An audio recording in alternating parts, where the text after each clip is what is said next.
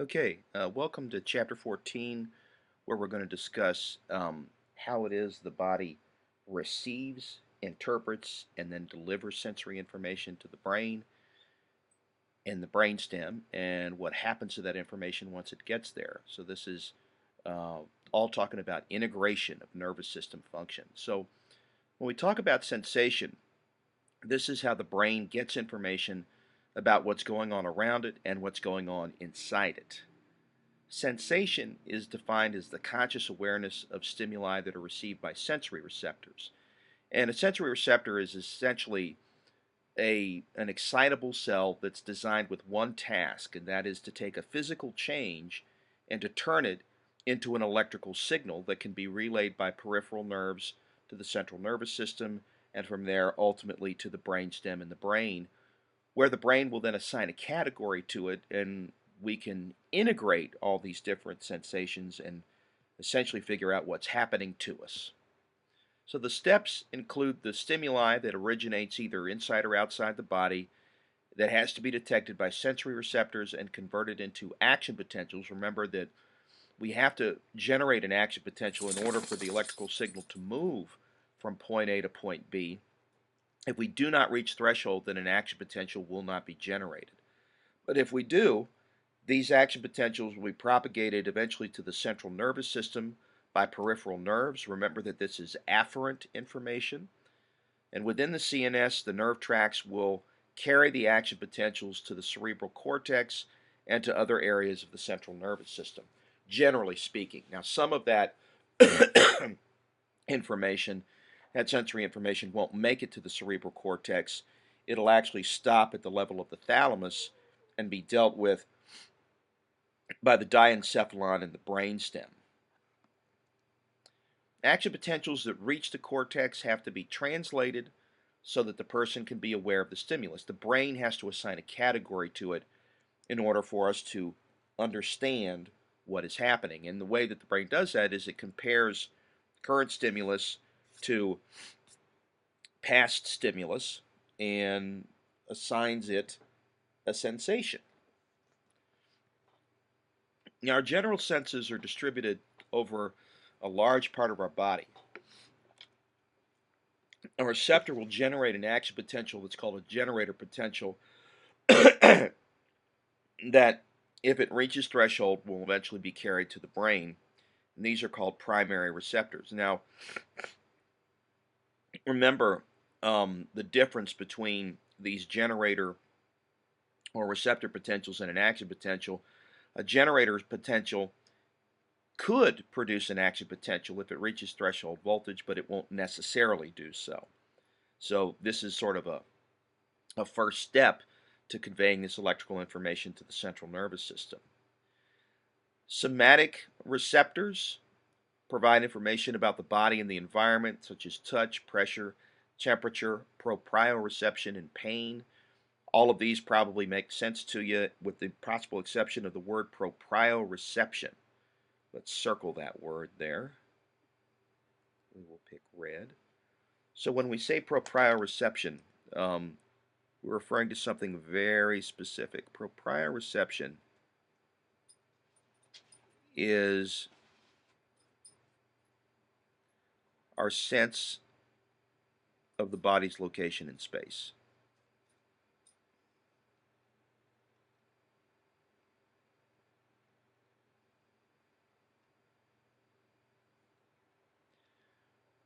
So this is how you know where your head is, where your fingers are, where your feet are, relative to other parts of your body.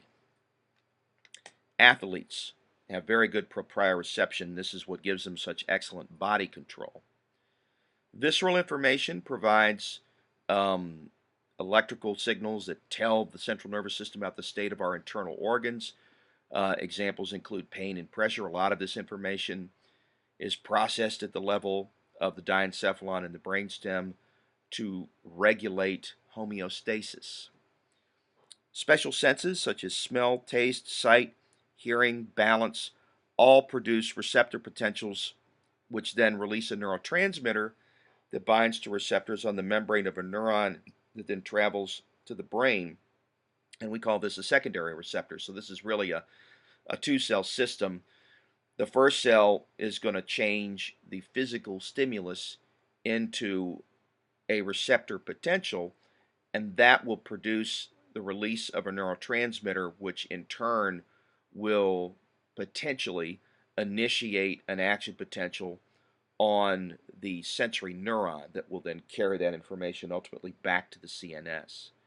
And so this is just a look at the different types of senses and the kind of information that they provide. So you can see here that we've got our special senses, right? Smell, taste, sight, hearing, and balance.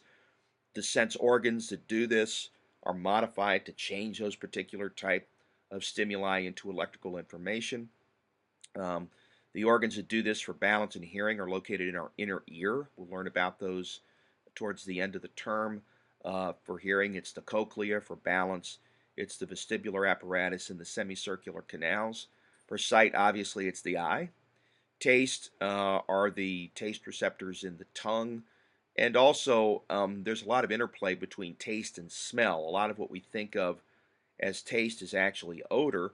Smell is modulated by the olfactory bulb, which lies just above the cribriform plate, which is at the top of the nasal cavity, and it's a type of chemoreceptor that responds to molecules that dissolve in air, producing receptor potentials that eventually get relayed back to the brain, and we interpret that as odor.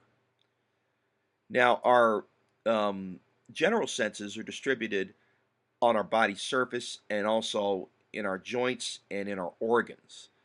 So you can see here somatic sensory information like touch, pressure, proprioception, temperature, and pain. Those are going to be in receptors that lie embedded in the skin, whereas visceral somatosensory information is going to be embedded in the walls of internal organs, blood vessels, lymphatic capillaries, and so on.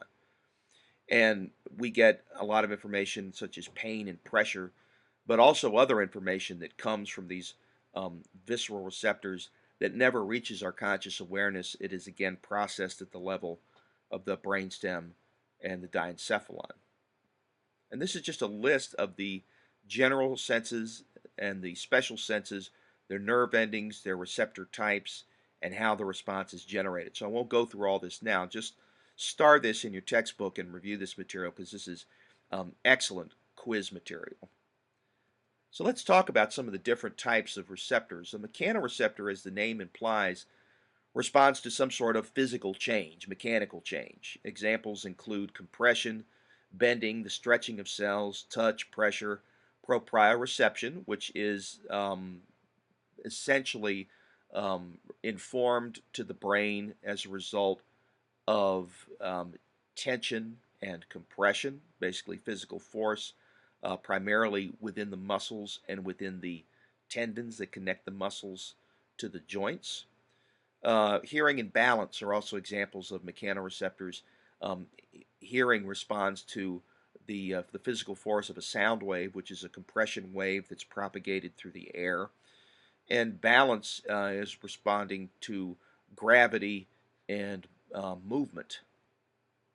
Chemoreceptors are generated to respond to different chemicals that are secreted in the skin that can produce an electrical signal that eventually gets relayed back to the nervous system. Thermoreceptors respond to changes in temperature, and photoreceptors respond to color and light and provide our sense of vision. Nociceptors are special. They are designed to respond to extreme mechanical, chemical, or thermal stimuli, and of course, what they produce is the sensation of pain. Now, another way to classify receptors is based on their location. Exteroreceptors are generally associated with the skin, and what they're responding to are conditions that surround us. Visceral receptors are usually associated with organs, while proprioceptors we find in joints, in tendons, and they inform the body of our position in space, and they also help us to anticipate movement. And here are some examples of some sensory nerve endings in the skin. These would all be classified as somatosensory, and these would all be exteroreceptors. So you can see here moving across the diagram. Free nerve endings, which are primarily designed to respond to painful stimuli. Um, they also respond to changes in temperature and itch and joint movement, and they provide a little bit of proprioception. Um, Merkel discs, you can see here indicated in red, are there for light touch and superficial pressure. And then you've got receptors that are wrapped around hair follicles that can detect light touch as the hairs bend. And so this you can think of sort of as a cooperation between this accessory organ of the skin, the hair follicle, and the hair itself, and of course these components of the nervous system. You can see down here the Meissner corpuscles that are involved in two-point discrimination. That's basically the ability to determine whether a point of contact is a singularity or more than one point. These are concentrated particularly in the fingertips, in the lips, in the toes, um, where this sort of refinement in terms of a tactile response is important. Ruffini end organs detect continuous touch or pressure and depression or stretch in the skin, and Pacinian corpuscles have these unusual looking onion skinny layers of connective tissue that surround the receptor itself, and they're designed to detect deep pressure, vibration, and they also help with proprioception, again, the body's sense of where it is in space. Free nerve endings are the simplest, most common sensory receptors, and they're scattered throughout most of the body. Visceral receptors are this type of receptor. They're responsible for response to temperature. There's about 10 to 15 times more cold receptors than there are warm receptors. However, you should know that there are more warm receptors on your posterior than there are on your anterior. So if you want to get the impression that you're warm or that you feel warm, this is why it's good to sit on a heating pad or heated seat or to turn your back to the fire, and that'll cause you the sensation of being warm more quickly than if you face the fire. Pain is usually a response to extreme cold or heat.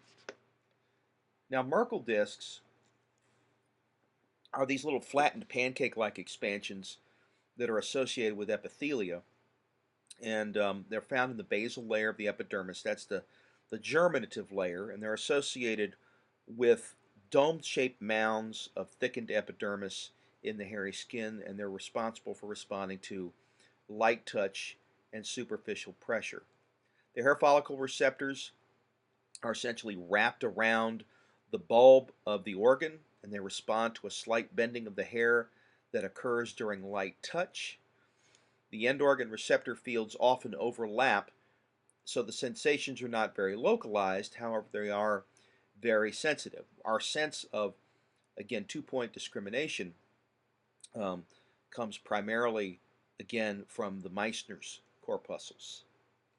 Pacinian corpuscles are laminated, meaning that they have layers of tissue surrounding the endings of the receptor that respond to the physical force. A single dendrite contains layers of corpuscles that are arranged sort of like onion skin. We find this in the hypodermis. It responds to deep cutaneous pressure and vibration, and when it's associated with joints, it provides our sense of proprioception, i.e., what's happening with our body position in space as we move or as we stand still. Now, the Meissner corpuscles, as we stated, are for two-point discrimination, and they provide the ability to detect simultaneous stimulation at 2 points on the skin, and they're used to determine the texture of objects. We find them quite numerous on the tongues, on the fingertips, on the toes, and this allows us again to perform such tasks as um, appreciating the texture of foods, but also, for instance, with the fingertips, the ability to read Braille. Okay, wouldn't be possible in most other regions of the body. Only the fingertips have sufficient corpuscles to be able to discriminate information that closely together. Ruffini end organs are found in the dermis of the fingers, and they respond to continuous touch or pressure.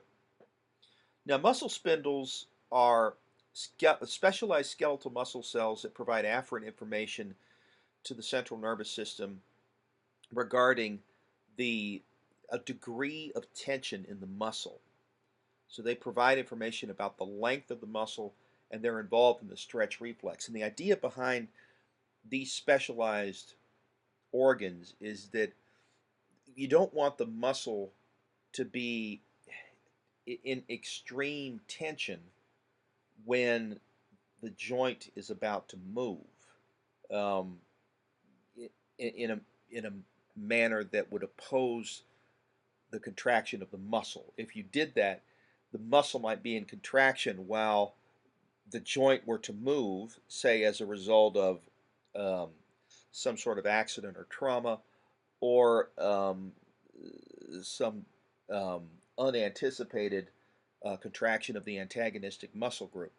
The bottom line is if the muscle's in tension and the joint moves in the opposite direction, you can very easily tear the muscle or tear the muscle's attachment to the bone. And so this is designed to try and protect those tissues. The same is true of the Golgi tendon organs. These are proprioceptors that are associated with tendons and they respond to increased tension on the tendon. And again, in a way that guards the tendon. You know, for instance, in the patellar tendon reflex, when you cross your legs and the doctor strikes the patellar tendon with that rubber mallet, what will happen is that the quadriceps um, will contract at the same time that the hamstrings will relax. And the idea, again, is that you don't want the tendon potentially to rupture. And so the idea is that as the leg lifts, the tension on the tendon will decrease, and the likelihood that the tendon will be pulled from its attachment to the bone will be significantly lower. This is just a look at the different types of receptors, their structures, um, and their functions. So again, star this information because this is excellent quiz material. So let's talk a little bit about the responses of sensory receptors. A graded potential results from the interaction of the sensory receptor with the stimulus. Remember that a graded potential is one that's proportional to the strength of the stimulus and fades with distance. So whether or not the graded potential results in the production of an action potential is determined by the magnitude of the stimulus, whether or not it pushes um, the axon hillock to threshold. The graded potential is termed a receptor or generator potential. Primary receptors are axons that conduct an action potential in response to a receptor potential. So it's all one assembly with one end of the primary receptor modified to respond to the physical stimulus. And of course, the rest of the receptor has the typical parts that we associate with a neuron, a cell body and an axon terminal. And again, the action potential won't be generated unless the generator potential reaches threshold. Secondary receptors are a little bit different. What they do is they respond to a physical stimulus in accordance with its magnitude, and instead of causing a threshold to be reached within that cell, it results instead in the release of neurotransmitters that will affect the sensory neuron that is going to be essentially deep to the receptor, and provided that those chemical stimulations are sufficiently large, we can generate an action potential and send that information potentially back to the central nervous system where we respond to it as a stimulus. What you're looking at here is just a sort of a diagram showing you the difference between primary and secondary receptors. We can start up top here looking at an example of a mechanoreceptor. This is a Pacinian corpuscle that is going to respond to a pressure stimulus. Next thing that happens is that the sensory receptor responds by generating a graded potential, which we also term a receptor potential. And when the graded potential reaches threshold, action potentials are produced in the axon. The action potential is then propagated to the central nervous system. Whereas in a secondary receptor, which we can see below here, okay, a chemoreceptor, such as a taste cell, just one example, is subjected to a chemical stimulus. Stimulus could be sugar, could be salt, could be any number of things. The sensory receptor responds by generating a graded potential, also known as a receptor potential, and in the case of the taste cell, sometimes you can even make an action potential as well. But let's just stick with the receptor potential. The sensory receptor releases a neurotransmitter into the synaptic cleft in response to the magnitude of the receptor potential, and this stimulates the sensory neuron um, that is essentially deep to the sensory receptor.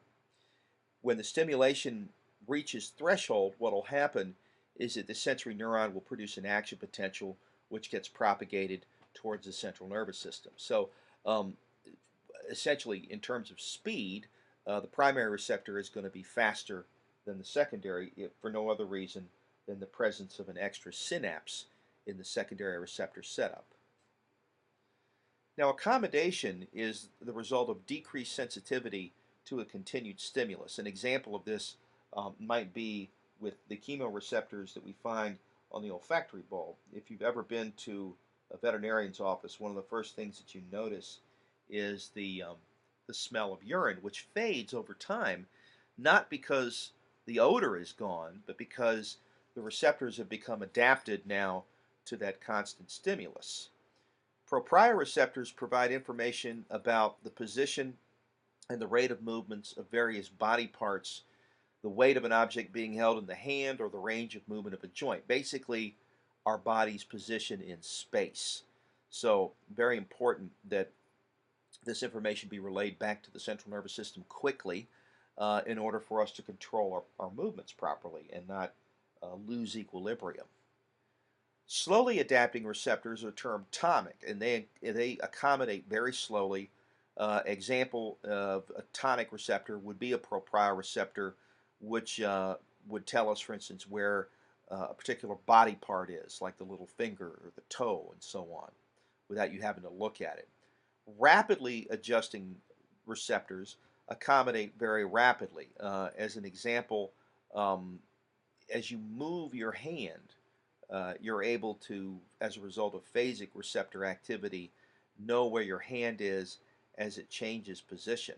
Another example of a rapidly adapting receptor would be the odor receptors in the olfactory bulb, okay? Just as a couple of examples. Now, the way that these pieces of information get sent back up to the nervous system is through ascending nerve tracts. What they do is they receive information via the dorsal root, passes the dorsal root ganglion, and then these neurons will synapse in the gray matter of the spinal cord, and that gray matter will then synapse onto myelinated axons that will then crawl up towards the brainstem and the brain. And depending on the nerve pathway, you'll carry particular types of information which will follow a particular path. Most sensory information is going to cross from the right side of the body to the left or vice versa, and that's just a peculiarity of the way the central nervous system is set up, and that's a property known as decussation. Sometimes the decussation will happen at the level of the spinal cord, and sometimes it'll happen in the brainstem at the level of the medulla oblongata. And what you see here are some highlighted ascending tracts in green, and the same tracks are going to be on the opposite side of the spinal cord. So you've got a pair, or you've got a set on the left and a set on the right. And if you were to look for these tracks by taking a section of spinal cord and examining it under a dissecting microscope or a light microscope, you wouldn't see any appreciable difference in these white matter areas. They're simply assigned these tasks. We know this, again, primarily from animal work and from individuals who have had portions of the cord traumatized, and as a result, it affects the type of information that goes up and down the spinal cord. But they don't look histologically very different from the material that surrounds them. They transmit action potentials from the periphery to the brain, and each pathway is involved with a specific type of stimulus.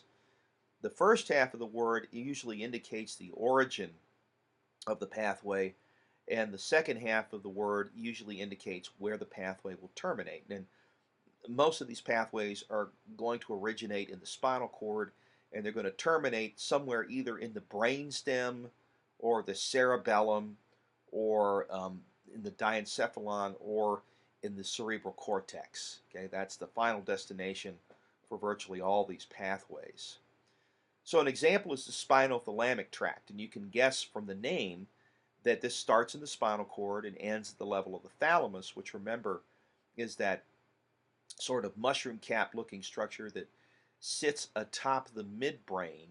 Looks like a sort of a double-headed mushroom if the brainstem were the stalk of the mushroom, and it acts as a sensory gateway and router to the cerebral cortex. It chooses what sort of stimulus reaches our conscious awareness, and it also routes stimuli to the appropriate location.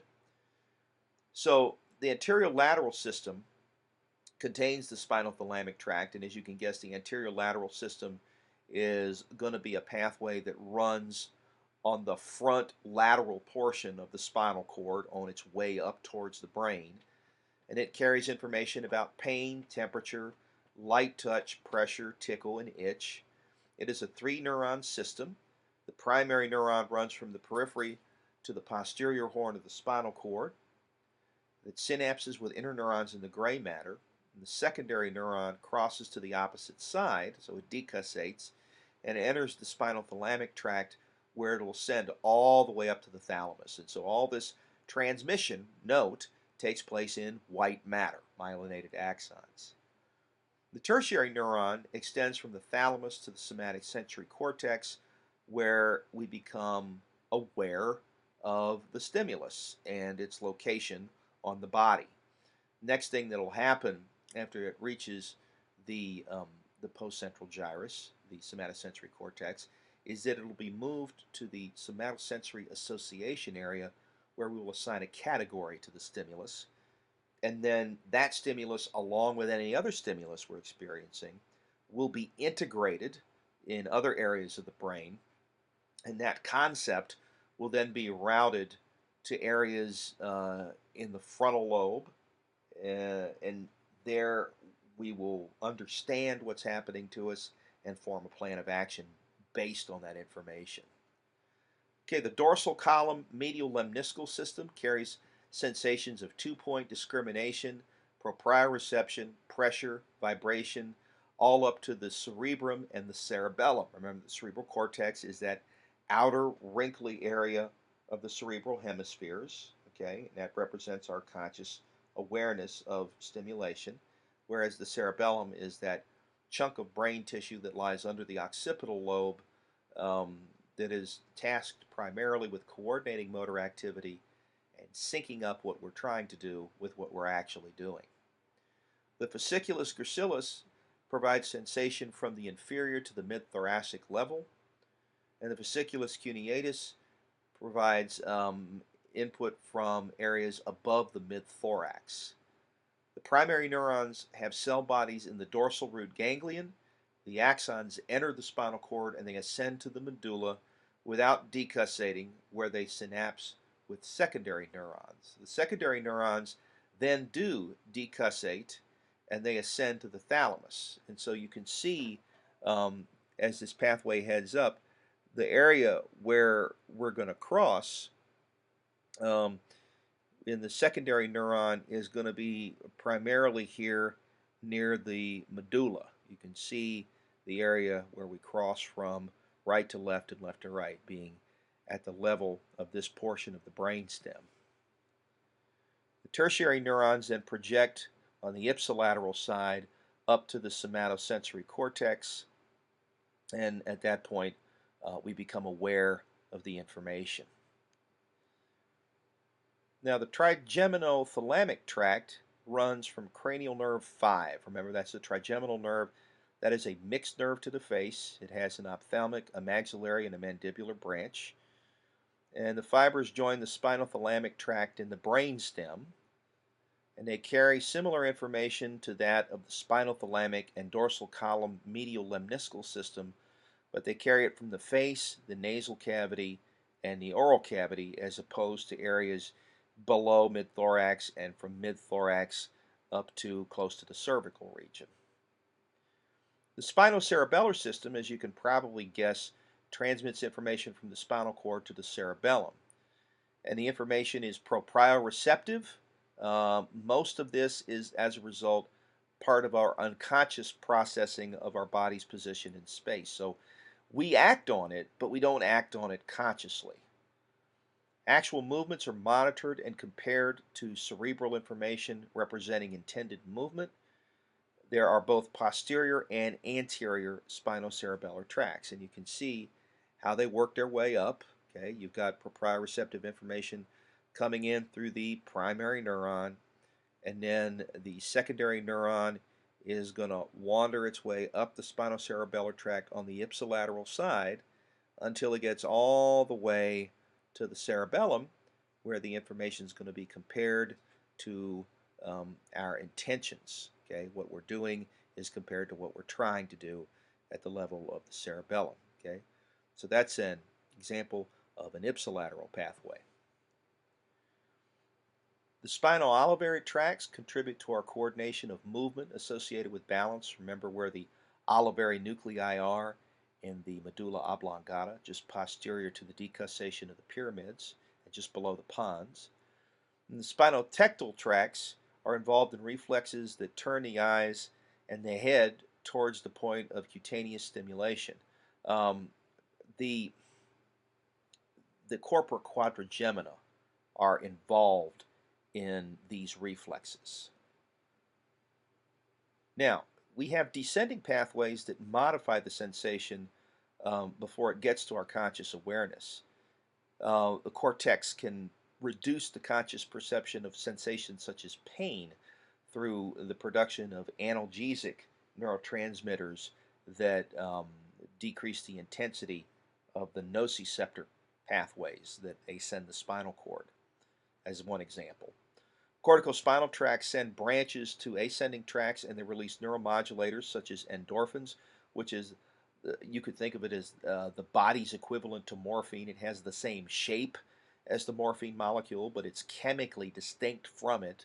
And that's kind of interesting because when we first discovered that the body had opiate receptors, it was sort of curious because the body doesn't manufacture opiates in the sense that we find them from plant material. However, it turns out that we do synthesize polypeptides that take on similar shapes and modified amino acids that take on similar shapes, and the result is an effect similar to what we see from the opiate family, even though they're chemically quite divergent.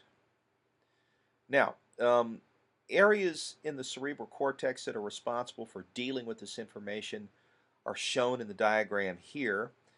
The primary somatosensory cortex, known as the general sensory area, is behind the central sulcus, and it's located on the postcentral gyrus. And the areas of the body that are mapped on this region of the brain are not going to be in the same proportions as your body proportions.